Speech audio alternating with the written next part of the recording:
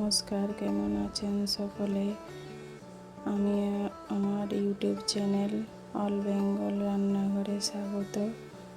আজকে আমি দই আলুর দম বানিয়ে দেখাচ্ছি, আপনারা ভিডিওটা দেখতে থাকুন। আলুগুলো সেদ্ধ করে সেদ্ধ করে নিয়েছিলাম, আলু সেদ্ধ আর দেখালাম না। তারপর আলুগুলোকে নুন হলুদ দিয়ে ভালোভাবে ভাজতে দিলাম।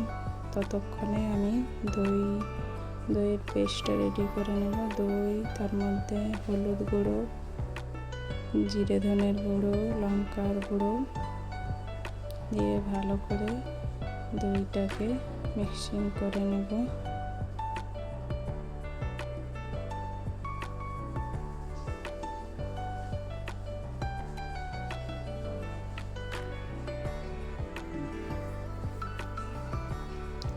ততক্ষণে আমার আলু ভাজা হয়ে গেছে, আলু ভাজাগুলো তুলে নেব।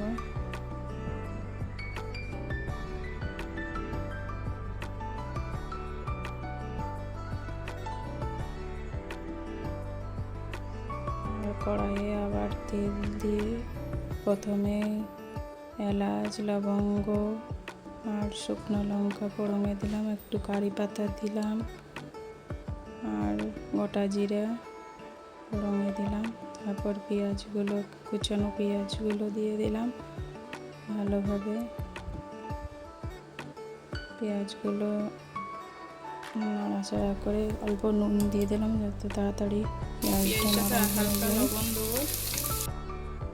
দুটো কাঁচা লঙ্কা, পেঁয়াজটা ভালোভাবে ভাজা হয়ে গেছে, টমেটো দিয়ে ভালোভাবে ভাজা করে নিয়ে আদা রসুনের পেস্ট দিয়ে দিলাম 2 চামচ, আর দইয়ের পেস্টটা দিয়ে দিলাম। ভালোভাবে মশলাটা কষে গেলে আলুগুলো দিয়ে ভালোভাবে কষিয়ে নিয়ে পরে গরম জল দিয়ে দেব। আর একের এক গরম মশলা, কুচনো ধনে পাতা, মেথি পাতা দিয়ে একটু ফুটে গেলেই নামিয়ে দেবো। আমাদের ভিডিওটা ভালো লাগলে লাইক, কমেন্ট, শেয়ার এবং সাবস্ক্রাইব